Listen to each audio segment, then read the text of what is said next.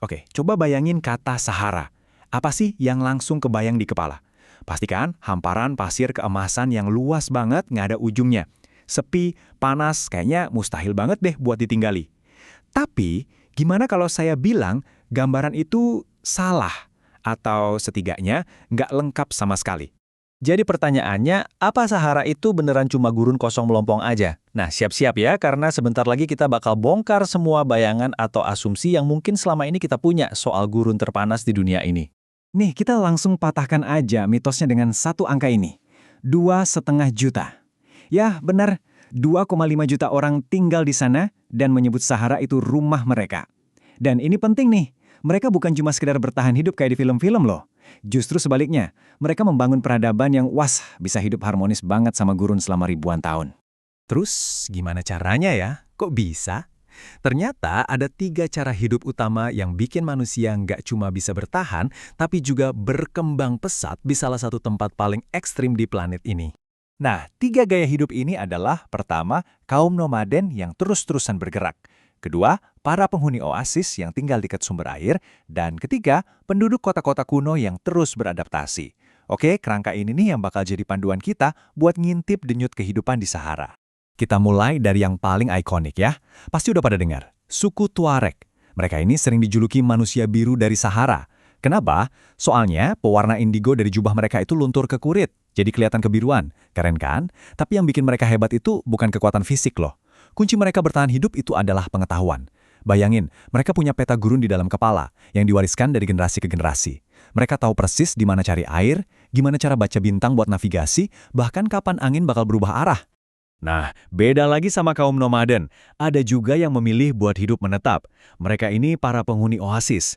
Jadi, di mana ada air muncul ke permukaan, disitulah mereka bangun kehidupan, biasanya dengan nanam kurma.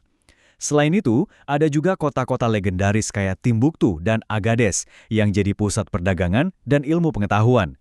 Dan yang menarik, sekarang mereka udah ngegabungin tradisi sama teknologi. Pakai pompa tenaga surya buat ngambil air dari sumur-sumur yang dalam banget. Oke, sekarang kita masuk ke bagian yang menurut saya paling keren.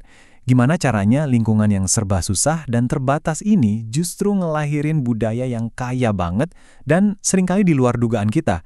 Ini bukan lagi soal survive, tapi soal how to live. Coba lihat deh, ini benar-benar ngebalikin semua yang kita kira kita tahu. Dalam budaya Tuareg, justru para prianya yang pakai cadar. Namanya tagelmust. Ini jadi simbol kedewasaan dan kehormatan.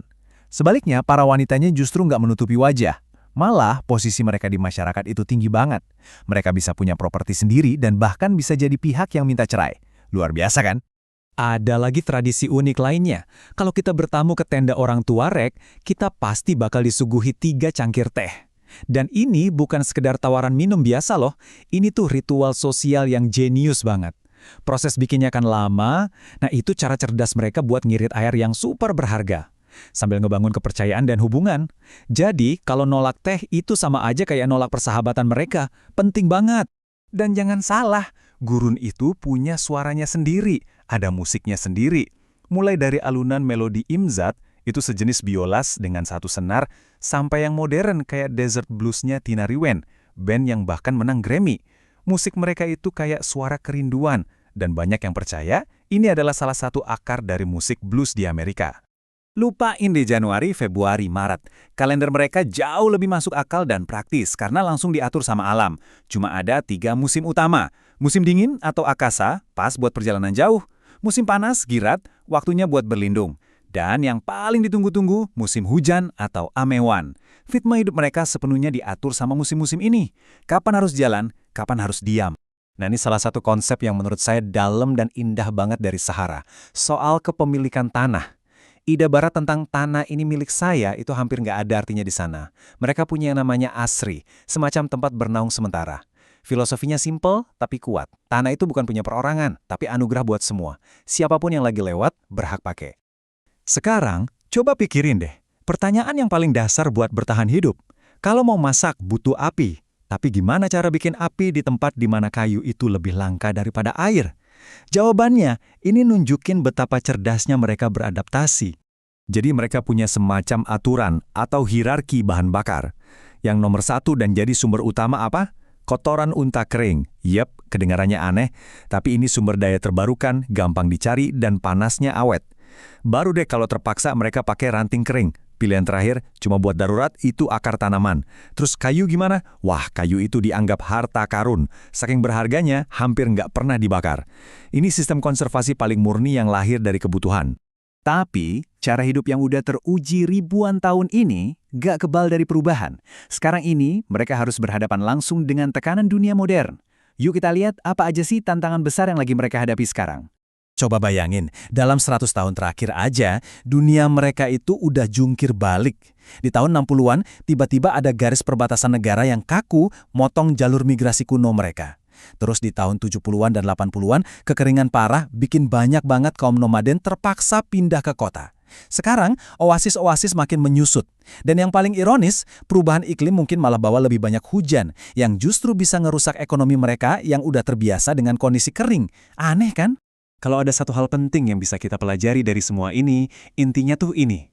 Filosofi mereka itu bukan soal menaklukkan atau melawan gurun, sama sekali bukan. Tapi tentang memahami secara mendalam, tentang beradaptasi, dan bergerak ngikutin ritme gurun itu sendiri. Mereka itu partnernya gurun, bukan penakluknya. Dan ini membawa kita ke pertanyaan terakhir yang cukup berat. Di tengah gempuran modernisasi, batas-batas negara, dan iklim yang makin gak jelas, apakah kearifan kuno untuk bermitra dengan gurun ini masih relevan? Apa masih bisa jadi pegangan mereka? Jawaban dari pertanyaan ini bakal nentuin nasib salah satu kebudayaan paling kuat dan tangguh yang pernah ada di planet ini.